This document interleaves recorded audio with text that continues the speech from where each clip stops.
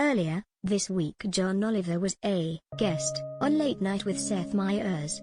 It's always fun to see the two hosts interact. They seem like such good friends. But this day was extra special. Yes, Oliver was there, on the same day that an old person who died because they were old was being buried. Yes, that was a big part of their discussion. But what I'd like to focus on is Oliver talking about Martin Short's weirdest movie, Clifford.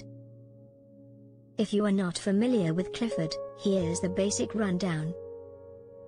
Charles Grodin plays an engineer who agrees to watch over his mischievous 10-year-old nephew while the boy's parents take a trip to Honolulu. The 10-year-old boy is played by then 40-year-old Martin Short.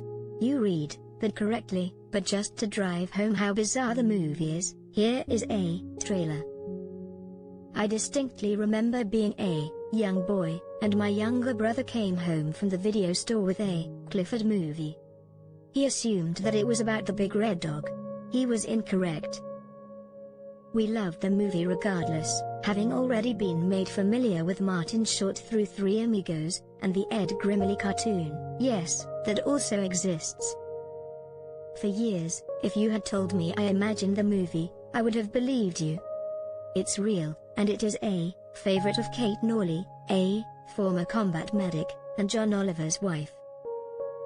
Oliver received his most recent Emmy from Clifford himself, and ends up talking about the movie with Meyers for longer than I would expect anyone would.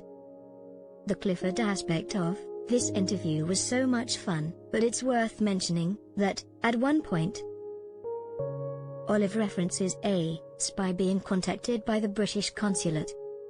The spy he mentions has the initials JB, but it is not who you would expect.